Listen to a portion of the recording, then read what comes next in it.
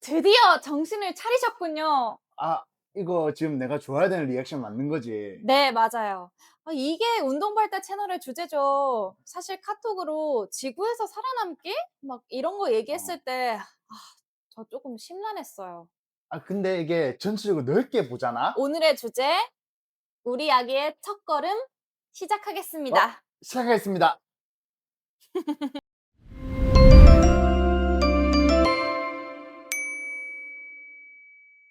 주제 어. 너무 좋아요.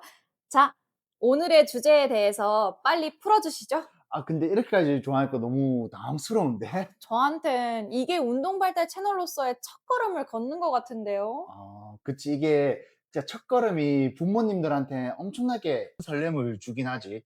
이게 아이들이 이제 첫걸음을 할 때 부모님들이 엄청 감격스러워 하시고, 그거를 정말 엄청 오랫동안 기억을 하시거든. 그럴 수밖에 없죠. 처음으로 옹알이를 할 때, 처음으로 엄마 아빠를 할 때, 초등학교 입학을 할 때 잊을 수가 없는 순간들이잖아요. 그치. 절대 못 잊지. 경험해 보진 못했지만 절대 못 잊을 것 같아. 그럴 것 그러면 같아요. 예. 그러면 이제 소 PD는 이제 언제 걸음을 시작하는지, 그리고 언제까지 걸음을 안 해도 괜찮은지 좀 알아? 보통 걷기 시작하는 게 12 개월, 18 음. 개월까지는 안 걸어도 괜찮은 걸로 알아요. 맞아.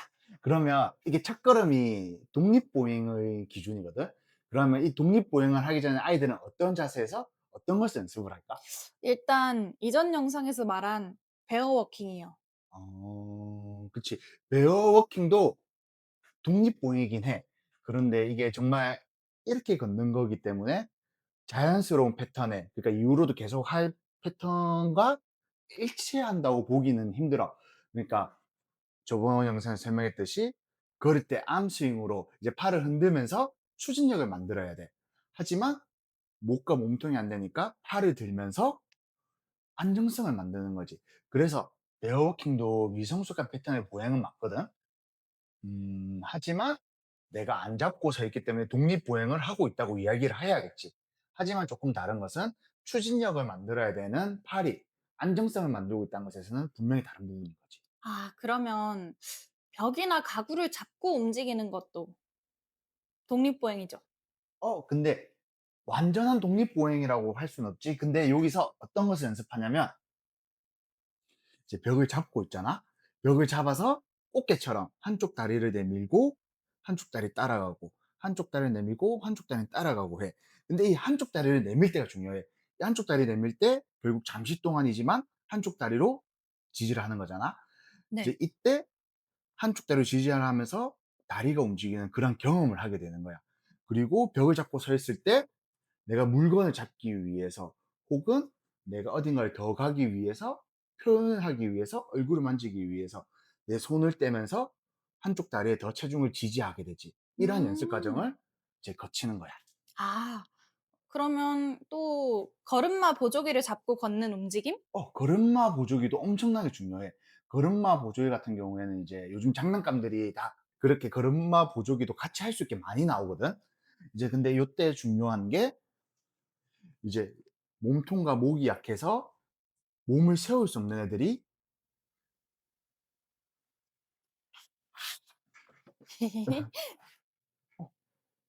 요런 식으로 몸을 지탱을 하면서 걷는 거야. 음 이때 다리가 앞으로 가는 경험을 충분히 할 수 있게 돼. 그리고 보행기. 그 보행기는 이제는 쪼끔 안 쓰는 추세긴 해. 왜요? 어 보행기 같은 경우에는 다리의 패턴이 너무나도 달라. 이제 우리가 걸을 때 어떻게 해야 돼? 한쪽 다리를 앞으로 보내면서 추진력을 만들어야 돼. 하지만 보행기는 내가 다리를 밀어. 이 다리로 밀면서 추진력을 만들어. 그래서 아. 추진력을 만드는 메커니즘 자체가 다르고, 또 두 번째, 내가 몸과 몸통을 내 힘으로 올려야 되잖아. 근데 보행기는 어때? 보행기에 앉아 있는 거잖아. 그래서 발과 발목에 체중 지지를 하면서 감각을 키워나가고 다리에 힘을 키워나가야 되는데, 그 기회를 얘가 다 뺏어버려. 아. 그래서 저 생각보다 위험하다고도 들었던 것 같긴 해요. 그치. 이제 우리가 갑자기 오토바이나 자동차 처음 타면 인지가 내 인지가 못 따라서 무섭거든. 나도 처음에 차 운전할 때 무서웠단 말이야. 어. 그런 것처럼 아이가 아직 인지가 안 따라오는데 그 보행기로 인해서 그 바퀴로 인해서 빠른 움직임을 경험한다. 그거 자체로도 위험하고 보행기 때문에 뭐가 안 보여? 밑에 있는 물체들이 그러니까 문턱이라든가 장난감들이 안 보이게 됐지. 그래서 아이의 다칠 확률이 훨씬 높아져. 아. 그래서 인스타 영상을 보잖아. 쓰레기통을 이제 쓰레기통을 딱 자기 애들이 맞나 봐. 그 키에 맞나 봐. 그래서 쓰레기통을 밀면서 걷는 애들이 생각보다 엄청 많거든. 차라리 보행기보다는 그런 쓰레기통이 더 도움이 될 수도 있겠지. 아, 오.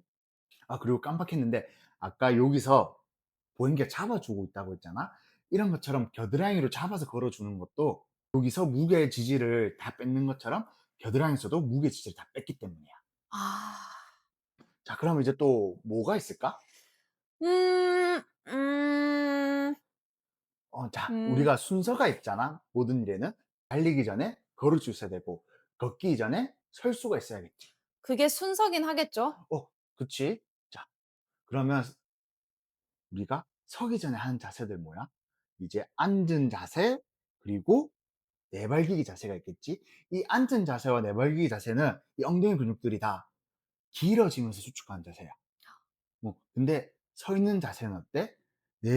엉덩이 근육이 짧아지면서 수축하는 자세지. 사실 이 엉덩이 근육이 짧아지는 것 자체만으로는 중요하지가 않아. 엉덩이 근육이 짧아지는데 이 엉덩이가 발과 발목 위에 올라간다? 이게 정말 중요한 거야. 아, 또 어려워졌어요. 조금 더 쉽게 설명을 하면 발과 발목에 감각이 살아나야 되는 거야. 발과 발목에 체중이 실리고 이때 엉덩이 근육이 수축해 있잖아. 그럼 이 엉덩이 근육이 수축하면서 엉덩이 근육이 수축하면 내 몸이 뒤로 가면서 균형을 잡을 수 있어. 어. 그리고 내 몸이 뒤로 갈 때는 발목이 균형을 잡게 되겠지. 이러한 과정들을 통해서 균형 감각이 엄청나게 발달하게 돼. 그래서 서 있는 자세를 도와줄 때도 무조건 잡기만 해서는 안 되는 거야. 나는 서 있는 자세 운동을 도와줄 때 어깨나 엉덩이를 잡거든. 근데 이 어깨를 잡을 때도 어깨뼈를 잡아서 뒤로, 어깨뼈를 뒤로 가져와. 그러면 등 근육과 어깨뼈를 뒤로 가져와. 그럼 등 근육과 허리가 수축하게 되겠지. 그러면서 발 뒤꿈치에 체중 실려. 왜냐? 몸이 뒤로 가니까. 엉덩이 똑같아.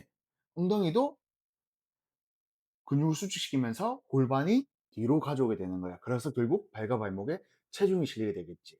결국 서 있는 자세에서는 발과 발목에 체중이 실릴 수 있어야 해.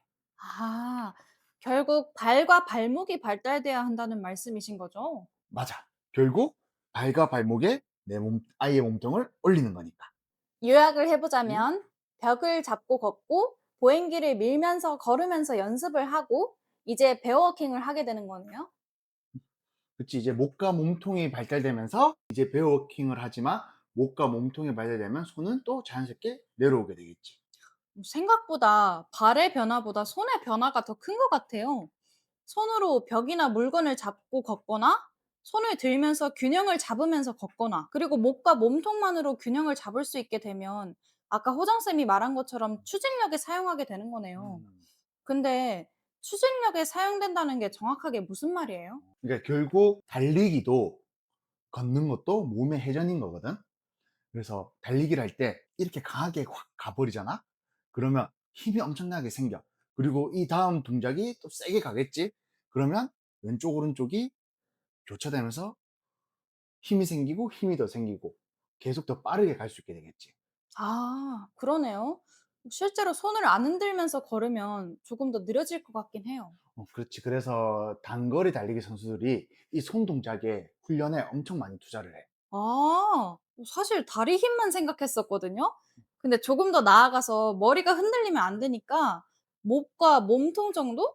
근데 이제 손까지 신경 써야 되네요. 그치. 이게 신경 쓸 게 정말 많지. 그리고 또 아까 영상 초반부에 말한 것처럼 발과 발목의 감각까지도 있어야 되고 우리 첫 번째 영상 애착에서 나온 것처럼 이제 자신감이 있어서 계속 시도를 할 수 있어야 돼. 갑자기 첫걸음이 엄청 웅장하게 느껴지는데요. 그쵸. 엄청 웅장한 일이 맞지. 이제 뱃속에 있던 아이가 나오고 눈을 뜨고 머리를 들고 그리고 앉고 그리고 이 작은 발 위에 내 몸을 올리고 첫걸음 향해 가는 거잖아.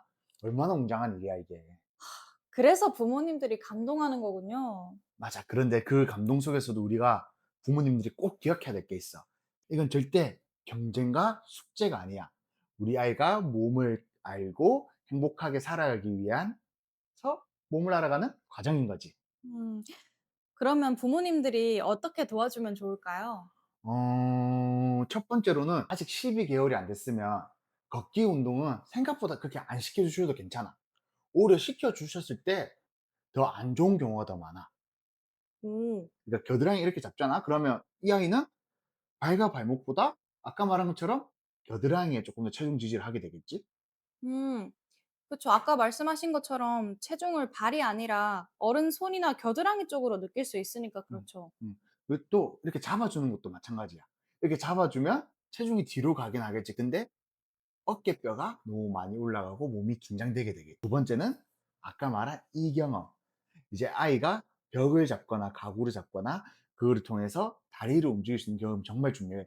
이 패턴 자체가 한쪽으로 체중 지지를 하고 다리를 앞으로 가져나가는, 다리를 움직이는 그런 패턴을 가르쳐 주는, 연습할 수 있는 자세거든.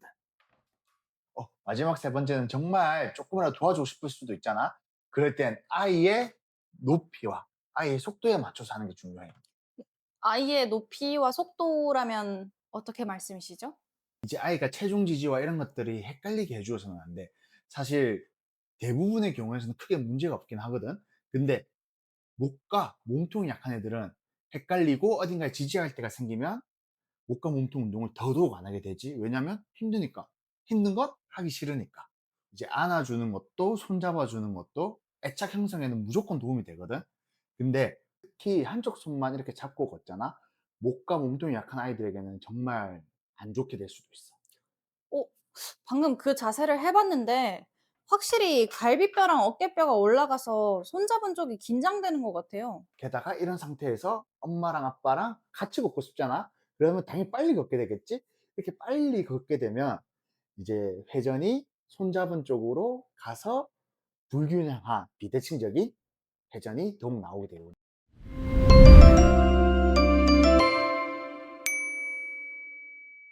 오늘 정리해 주세요. 어, 이제 걸음이란 우리 아이의 첫걸음이란 목, 몸통, 골반, 다리, 그리고 균형 감각, 그리고 자신감, 이 모든 것이 합쳐진 결과물이다. 아 그리고 전 그게 충격이었어요. 보행기는 걷기 연습처럼 보이지만 실제 걷기 패턴과 다를 수 있어서 추천하지 않는다. 마지막으로 부모님들께 한마디 해 주신다면요? 우리 아이의 첫걸음은 단순한 이동이 아닙니다. 아이가 자기 몸을 믿고 세상으로 나아가는 과정입니다. 조금 느려도 조금 어설퍼도 괜찮습니다. 중요한 건 아이가 자기만의 속도 안에서 몸을 배우고 균형을 배우고 앞으로 나아가는 과정 그 자체입니다. 오늘의 주제 우리 아기의 첫걸음이었습니다. 더 넥스트였습니다. 감사합니다.